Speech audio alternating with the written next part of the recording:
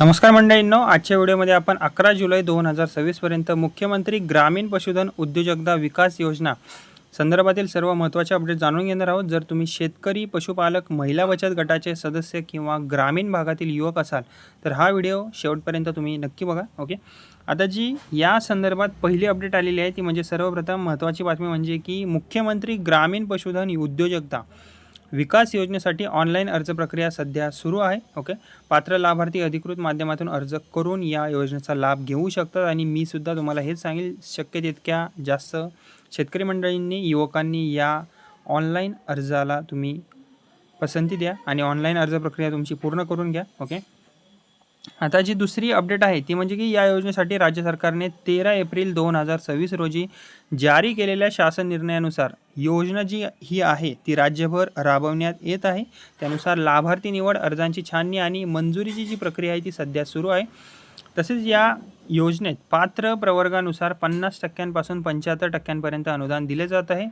दुभत्या गाई, म्हशी, शेळीपालन, कुक्कुटपालन आणि इतर मंजूर पशुधन प्रकल्पांसाठी हे अनुदान उपलब्ध सध्या आहे। ओके, आता या योजनेमध्ये नवीन घटकांचा सुद्धा समावेश आहे। सरकारने या योजनेत मुरघास, सायलेज निर्मिती प्रकल्प तसेच वराह पालन म्हणजेच की पीक फार्मिंग यांसारख्या नवीन घटकांचा समावेश केलेला आहे। त्यामुळे ग्रामीण भागातील पशुपालकांना अधिक व्यवसायाच्या संधी ज्या आहेत त्या उपलब्ध सुद्धा होणार आहेत। ओके, आता हे जे अनुदान आहे ते DBTद्वारे मिळणार आहे। योजनेअंतर्गत मंजूर झालेल्या लाभार्थ्यांना अनुदानाची जी रक्कम आहे ती DBT म्हणजेच डायरेक्ट बेनिफिट ट्रान्सफर प्रणालीद्वारे थेट बँक खात्यात जमा करण्याची प्रक्रिया सध्या सुरू आहे। त्यामुळे आधार लिंक असलेले बँक खाते आणि योग्य कागदपत्रे असणे आवश्यक आहे। मंडळींनो, जर तुमचं आधार कार्ड बँक अकाउंटला लिंक नसेल तर प्रॉब्लेम येऊ शकतो। ओके, म्हणून लिंक करून घ्या।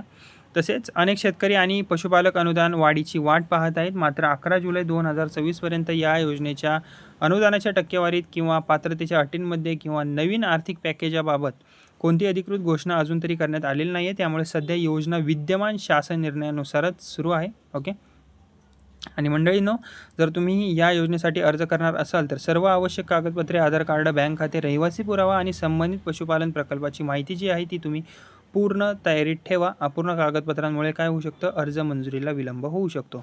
तर मित्रमंडळींनो, 11 जुलै 2026 पर्यंत मुख्यमंत्री ग्रामीण पशुधन उद्योजकता विकास योजना संदर्भातील ह्या ज्या सर्व महत्त्वाच्या अपडेट्स होत्या मी तुम्हाला सांगितलेल्या आहेत। अशीच महाराष्ट्र शासनाच्या योजना, शेतकरी आणि पशुपालकांसाठीच्या ताज्या बातम्या मिळवण्यासाठी व्हिडिओला लाईक करा, माझे बडी नावाचं चॅनल आहे त्याला सबस्क्राईब करा आणि ही जी माहिती आहे इतर शेतकरी बांधवांपर्यंत नक्की शेअर करा। धन्यवाद।